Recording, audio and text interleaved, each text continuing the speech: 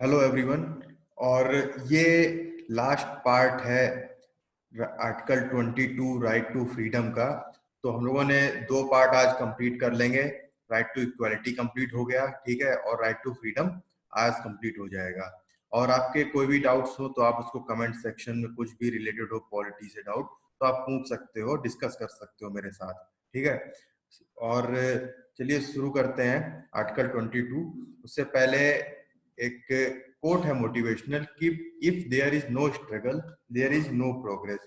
देखिए, ये Frederick Douglass ने, इन्होंने ये बात बोली थी और ये बात बिल्कुल सही है कि आपको अगर प्रोग्रेस करना है और आगे बढ़ना है तो आपको अपने कंफर्ट जोन से आगे निकल के आना ही होगा, ठीक है। अपने कंफर्ट जोन से सभी फेमिलियर हैं और उसमें सबको ही अच्छा लगता है लाइफ में। तो अगर आपको कुछ इम्पॉसिबल और अपनी लाइफ को कुछ नया क्रिएट करना है तो आपको नई स्किल्स अपनी डेवलप करनी पड़ेंगी। अपनी पुरानी स्किल्स बिलीव्स को आपको पीछे छोड़ना पड़ेगा, आपको इवॉल्व करना पड़ेगा, ठीक है। वो आपको ग्रो करना ही पड़ेगा। तो अगर आप कहीं फेल हो रहा है तो आपको कहीं बिल्कुल घबराने की बिल्कुल जरूरत नहीं है। आप अपने आप को चेंज करिए और पेशेंस रखिए, परसिवरेंस डेवलप करिए, जो बहुत आगे तक आपके साथ जाएगा और आप आगे अच्छा कर पाओगे, ठीक है। चलिए आर्टिकल 22 को शुरू करते हैं। देखिए, आर्टिकल 22 बेसिकली क्या करता है, ये एक्सटेंड करता है प्रोटेक्शन इंडिविजुअल को against arrest and detention in certain cases. Okay, it does not confer a fundamental right to arrest and detention. It confers for protection to you. तो चलिए, आपको क्या प्रोटेक्शन मिलती है, चार वो देख लेते हैं, ठीक है। पहला है कि no person who is arrested shall be detained in custody without informing him the ground of arrest. किसी भी पर्सन को अगर डिटेन कर रहे हो, कस्टडी में ले रहे हो, तो उसको पहले उसका क्या ग्राउंड है, किस लिए अरेस्ट कर रहे हो, ये उसको बताना चाहिए, ठीक है। क्योंकि according to supreme court this means that, इसका मतलब ये हो कि आपका कोई भी रिलेटिव, फ्रेंड और even third person known to him, उसको भी इन्फॉर्म करना चाहिए कि आप अरेस्ट किए गए हो और डिटेन किए गए हो। इसलिए ताकि आपका जो लीगल डिफेंस है अरेस्टेड पर्सन का, उसको ऑर्गेनाइज किया जा सके। इसलिए आपको ऐसा करना पड़ेगा, ठीक है। और दूसरा इसी में पॉइंट है कि no person shall be arrested on ground of suspicion, ठीक है। किसी भी पर्सन को सस्पिशियन के ग्राउंड में अरेस्ट नहीं कर सकते हैं। ये सर्टेन केसेस में है, सिर्फ देखिए ऊपर लिखा हुआ है, इन सर्टेन केसेस। फिर ये है कि जो पुलिस ऑफिसर है जो आपको अरेस्ट कर रहा है, वो उसको रिकॉर्ड करना पड़ेगा अपनी ऑफिशियल डायरी में कि आपका क्या ग्राउंड था अरेस्ट का और क्या टाइम तक अरेस्ट का, ठीक है। ये हो गया, ये भी हो गया, लॉयर भी हो गया, चॉइस का आपका, आप कर सकते हो कंसल्ट।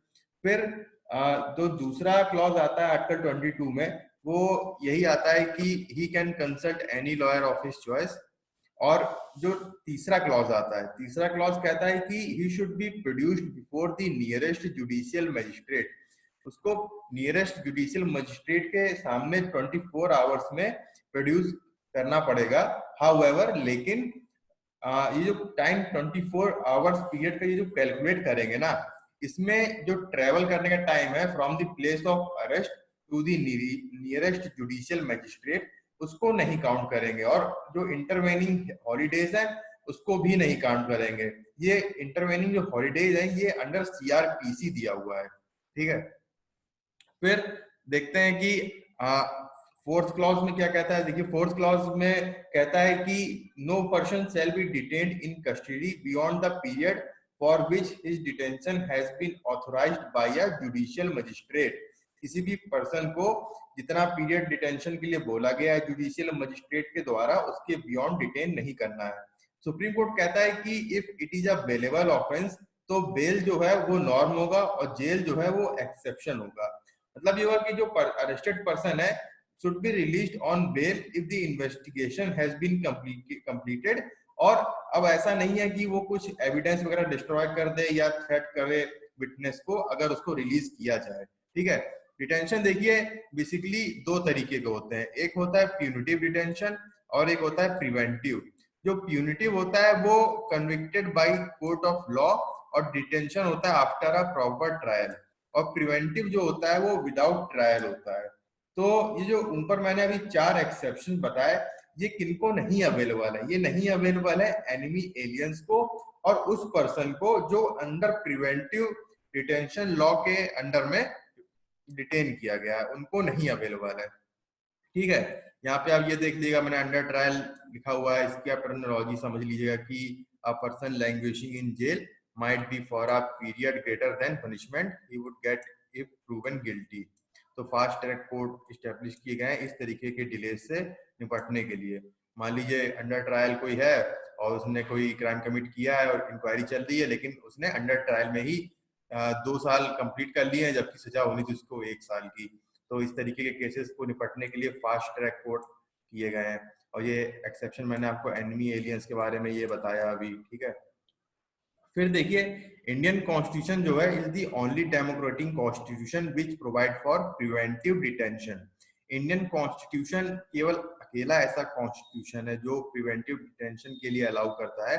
पर ये जो प्रिवेंटिव लॉज है ना, ये सनसेट लॉज है लिमिटेड पीरियड के लिए, ताकि इसका मिसयूज ना हो सके। ध्यान रखिएगा, सनसेट लॉज इसलिए बोलते हैं ताकि लिमिटेड पीरियड के लिए वो होते हैं, ताकि इसका कोई मिसयूज ना कर सके। अच्छा, प्रिवेंटिव डिटेंशन का मतलब जो प्यूनिटिव होता है ना, वो मैंने बताया आपको कि आफ्टर अ प्रॉपर ट्रायल होता है, और प्रिवेंटिव वाला जो होता है वो विदाउट ट्रायल होता है। अगर प्रिवेंटिव डिटेंशन क्या है, जब पर्सन जो है ना would not have committed any crime but law allow him to arrest and detain him merely on the ground of suspicion. ठीक है, सस्पिशन के ग्राउंड में ही आप उसको अरेस्ट कर सकते हैं। क्यों? Because if not he is likely to go ahead and commit a socio economic offence such as money laundering, smuggling, terrorism etcetera. मतलब एक वो रहता है कि आगे जाके वो क्राइम करने वाला है, ऐसा सस्पिशन के बेसिस पे उसको अरेस्ट किया जा सकता है, डिटेन किया जा सकता है। तो उससे तो उससे रोकने के लिए ये प्रिवेंटिव डिटेंशन का यूज करते हैं। अब देखिए प्रिवेंटिव जो डिटेन्यू होता है ना, जो प्रिवेंटिव डिटेन्यू के अंदर अरेस्ट होता है, उसको 3 तरीके की प्रोटेक्शन दी गई है। कि पहला है कि if detain for greater than 3 month, अगर 3 मंथ से ज्यादा के लिए डिटेन कर रहे हैं तो एक advisory board must be allowed. एक एडवाइजरी बोर्ड जो है उससे परमिशन लेनी पड़ेगी। ठीक है, और उसमें कौन होगा? उसमें होगा एक सिटिंग जज ऑफ हाई कोर्ट कंसर्न, और वो 2 मेंबर होंगे हु मे बी रिटायर्ड जज ऑफ हाई कोर्ट। ठीक है, ये लिख लीजिएगा, इसमें दिया नहीं है। एक सिटिंग जज हो गया हाई कोर्ट का, और 2 मेंबर होते हैं रिटायर्ड जज ऑफ हाई कोर्ट। दूसरा है कि he should be informed about the ground of his arrest as soon as possible. जितनी जल्दी हो सके उसका क्या ग्राउंड था अरेस्ट का, उसको बताना पड़ेगा। और तीसरा है कि he should be allowed to make a representation to court, और जितनी जल्दी हो सके उसको कोर्ट के सामने पेश करना पड़ेगा। ठीक है, ये 3 तरीके की प्रोटेक्शन उसको दी गई है। तो आर्टिकल 22 भी हमने कंप्लीट कर लिया, और ये 2 पार्ट कंप्लीट हो गए। अब आर्टिकल 23, 24 हम लोग देखेंगे, राइट अगेंस्ट एक्सप्लॉयटेशन। ठीक है, अगर आपको वीडियो अच्छा लगे तो इसको लाइक करिएगा और चैनल को सब्सक्राइब करिएगा। ठीक है, थैंक यू वेरी मच।